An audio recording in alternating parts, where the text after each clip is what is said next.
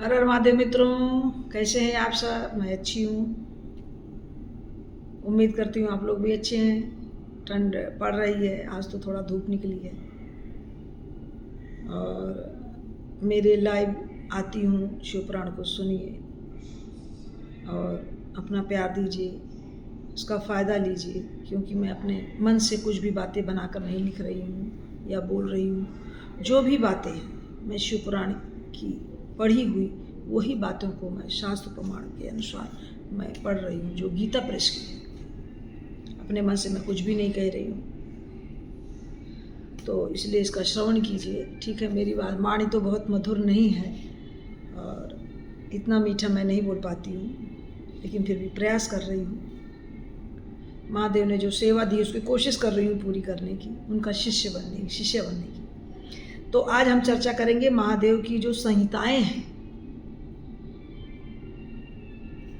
महादेव की संहिता जो शिव पुराण में है उसको वेद के तुल्य माना गया है। इस वेद कल्प पुराण का सबसे पहला भगवान शिव ने ही प्रणयन किया था। उनकी महादेव की 12 संहिताएं हैं, उनके भेद हैं, बताते हैं। विद्येश्वर संहिता, रुद्र संहिता, विनायक संहिता, उमा संहिता, मात्र संहिता, एकादश रुद्र संहिता, कैलाश संहिता, शतरुद्र संहिता, कोट रुद्र संहिता, सहस्त्र कोट रुद्र संहिता, वायवी संहिता तथा धर्म संहिता। इस प्रकार पुराण के 12 भेद हैं। ये 12 संहिताएं अत्यंत पुण्यमयी मानी गई हैं। ब्राह्मणों को बता रहे हैं। अब मैं उनके श्लोक की संख्या आपको बता रही हूँ, आप लोग वह सब आदर पूर्वक सुने। विद्येश्वर संहिता में 10,000 श्लोक हैं। रुद्र संहिता, विनायक संहिता, उमा संहिता और मात्र संहिता, इनमें प्रत्येक में 8-8 हजार श्लोक हैं। इसमें 8-8 हजार श्लोक हैं। एकादश रुद्र संहिता में 13,000 श्लोक हैं। कैलाश संहिता में 6,000, शतरुद्र संहिता में 3,000 श्लोक हैं, कोट रुद्र संहिता में 9,000 श्लोक हैं और सहस्र कोट रुद्र संहिता में 11,000 श्लोक हैं। वायु संहिता में 4,000 श्लोक हैं तथा धर्म संहिता में 12,000 श्लोक हैं। इस प्रकार संख्या के अनुसार मूल शिव पुराण की श्लोक संख्या 1,00,000 है। कितनी है मित्रों? 1,00,000। परंतु व्यास जी ने उसे 24,000 श्लोकों में संक्षिप्त कर दिया है। पुराणों की क्रम संख्या के विचार से शिव पुराण का स्थान चौथा है। इसमें 7 संहिताएं हैं। पूर्व काल में भगवान शिव ने श्लोक संख्या की दृष्टि से 100 करोड़ श्लोक का एक ही पुराण ग्रंथ बनाया था। सृष्टि के आदि में निर्मित हुआ और पुराण साहित्य अंत में विस्तृत था।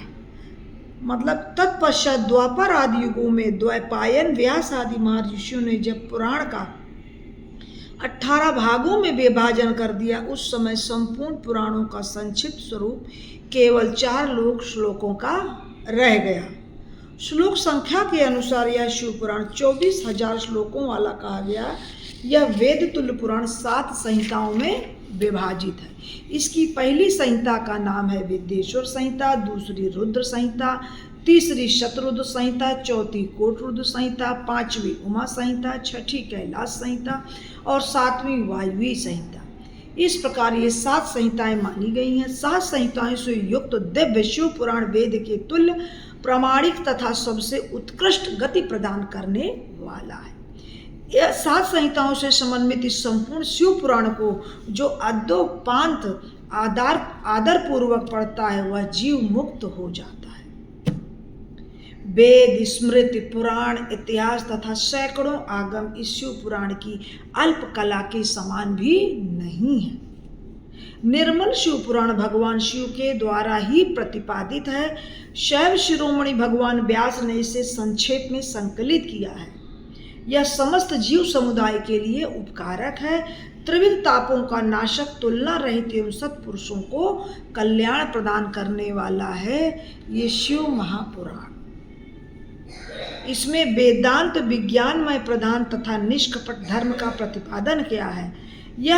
पुराण ईर्ष्या रहित अंतःकरण वाले विद्वानों के लिए जानने की वस्तु है। इसमें श्रेष्ठ मंत्र समूहों का संकलन भी है और यह धर्म, अर्थ तथा कानून से समन्वित है, अर्थात त्रिवर्ग की प्राप्ति के साधन भी इसका भी इसमें वर्णन है।